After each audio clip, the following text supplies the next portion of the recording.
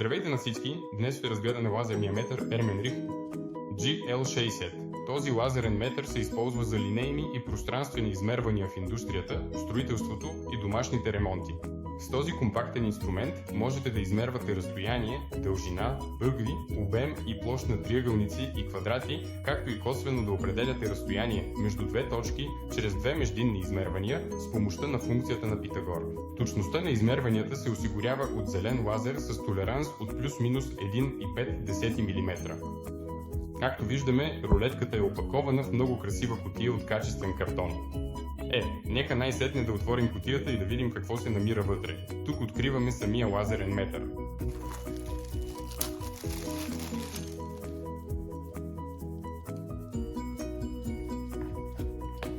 В комплекта на лазерния метър също така имаме USB кабел,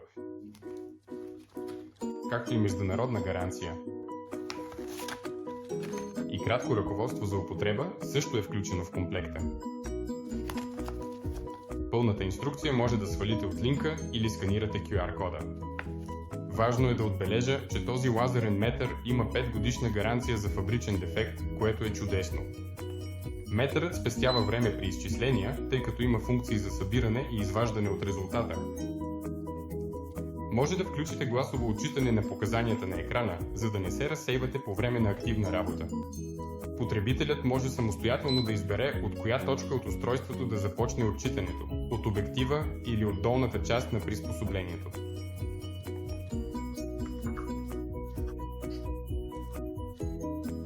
Натиска на бутона. В горния десен ъгъл на екрана е зарядът на батерията, а вляво е индикаторът за референтна точка. При включване на уреда, отчитането по подразбиране започва от задния край, т.е. от тази част. За да преместите референтната точка в предния край, трябва да натиснете бутона. В долния десен ъгъл е избраната от вас мерна единица. За да промените мерната единица, влезте в менюто и изберете мерни единици.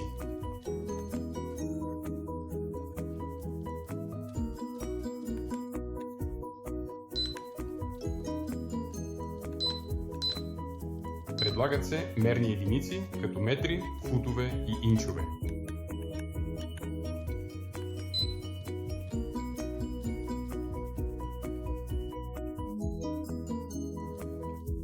И последната мерна единица е футове плюс инчове.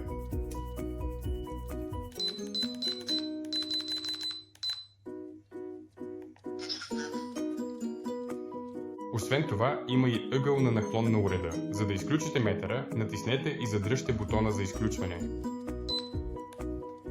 Да направим измервания. Включваме метъра. Насочваме лъча към целта. След това трябва да натиснем жълтия бутон. Искам да отбележа, че паметта на устройството може да съхрани 100 групи измервания. За да видите изчисленията, трябва да влезете в менюто с памет.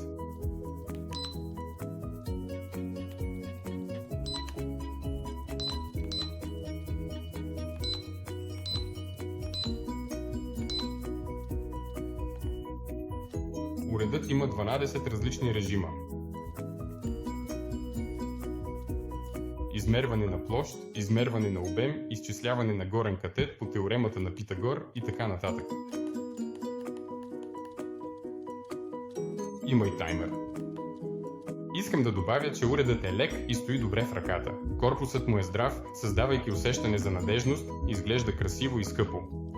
Това е всичко от мен. Благодаря ви за гледането и до нови срещи!